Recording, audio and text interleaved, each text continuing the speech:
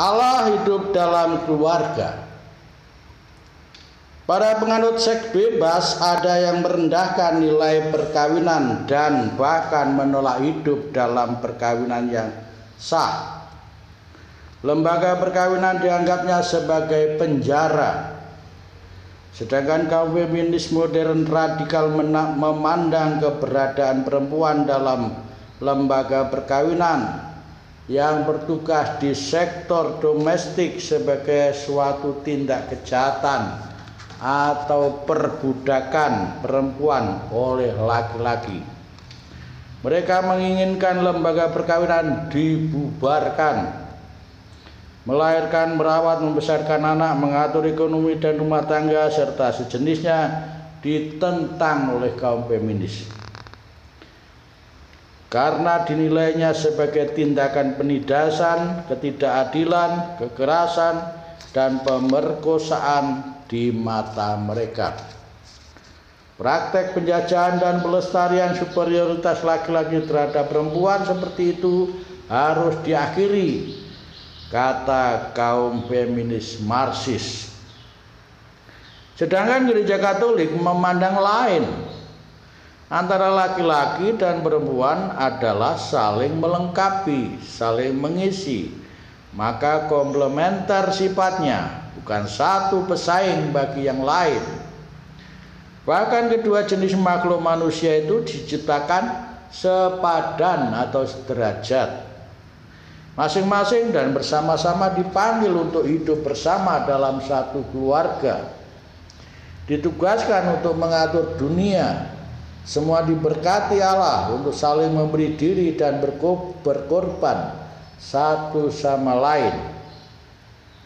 Kerelaan berkorban inilah yang dapat menjadi pupuk yang pada gilirannya akan menumbuh suburkan cinta kasih di antara mereka dan sebagai sumber berkah bagi semua anggota keluarganya, bapak, ibu, dan anak-anak atau siapapun yang ada dalam rumahnya. Pada titik ini yang sama sekali tidak dilihat oleh anti lembaga perkawinan, mereka kurang memiliki kesabaran dan kurang memiliki kehendak dari dua pribadi itu yang semestinya diarahkan untuk menyerasikan dalam kemesraan, dalam mentalitas dan perilaku satu sama lain. Ini memang membutuhkan waktu dan pengertian. Apa boleh dikata, masih saja ada yang mengalami keraguan dan kebingungan dalam kebenaran mendalam tentang makna kehidupan keluarga. Dan disinilah tugas para keluarga Kristiani untuk memberi kesaksian. Inilah isi tugas pewartaan gereja untuk selalu memberikan pengertian bahwa di dalam keluargalah pendidikan pertama dan utama harus diberikan. Dalam keluarga segala potensi anak manusia ditumbuh kembangkan. Misalnya daya intelektualnya seperti terampil, analitik, kreatif, inovatif, eksploratif, dan sebagainya. Daya afektif, senang, gembira, humoris, peka, sabar, optimis, tenang, dan sebagainya. Daya spiritual, iman, harapan, kasih, jujur, saleh, takwa, dan sebagainya. Dan daya sosialitas, toleran, pendamai, adil, santun, hormat, solider, dan sebagainya. Dan daya-daya lain yang positif yang bermanfaat bagi kematangan pribadi dan kebaikan bersama. Gereja Katolik mengatakan bahwa keluarga adalah sel pertama dan sangat penting bagi masyarakat. Dekrit Kerawang artikel 11.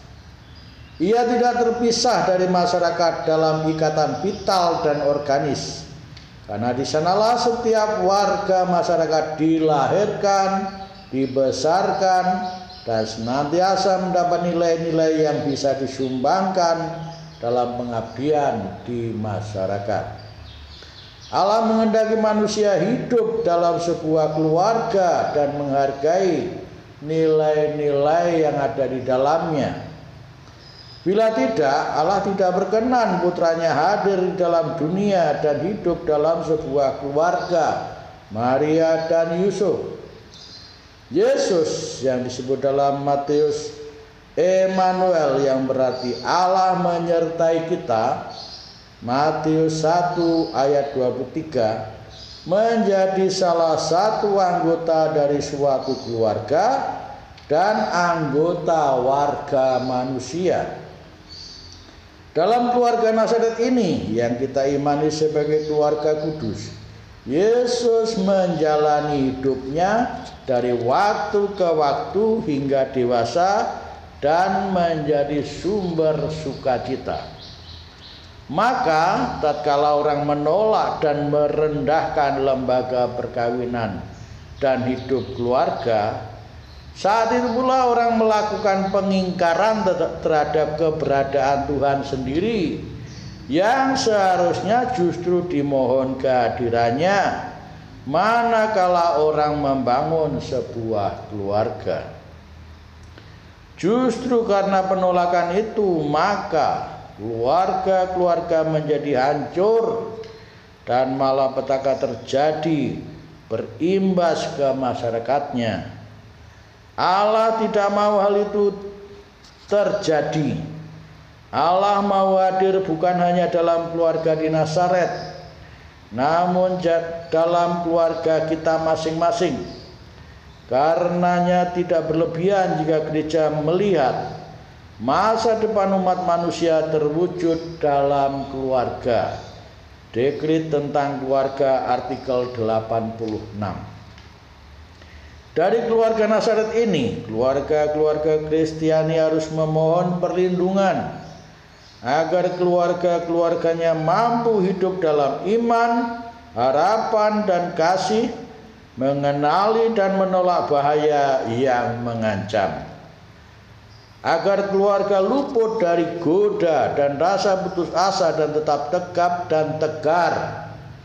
Kita meneladani keluarga Nazaret yang meskipun mengalami cobaan, kemiskinan, ancaman, dan pengungsian untuk menyelamatkan diri, namun tetap setia melakukan tugas-tugasnya dan dengan tabah menanggung keprihatinan dan dengan gembira melaksanakan rencana Allah. Maka manakala Allah hidup dalam keluarga kita, saat itu pula kita menyelamatkan keluarga kita. Allah harus menjadi dasar kekuatan dan pusat kehadiran ayah, ibu, dan anak-anak dalam ikatan yang mendalam, rukun, dan penuh kasih. Dengan ini, maka keluarga akan menjadi gereja kecil atau gereja rumah tangga, Ecclesia Domestica, karena kasih Kristus dihidupi di dalamnya. Cinta keluarga yang demikian terbuka untuk disalurkan pada keluarga-keluarga lain sewaktu para anggotanya menjalankan peran sosialnya. Semua itu berkah dari keluarga Kristiani dan masyarakatnya yang pantang diremehkan oleh umat yang beriman kepadanya, yang telah menjadikan kita anak-anaknya, satu dengan Allah sebagai Bapa kita semua. Amin. Tuhan memberkati kita.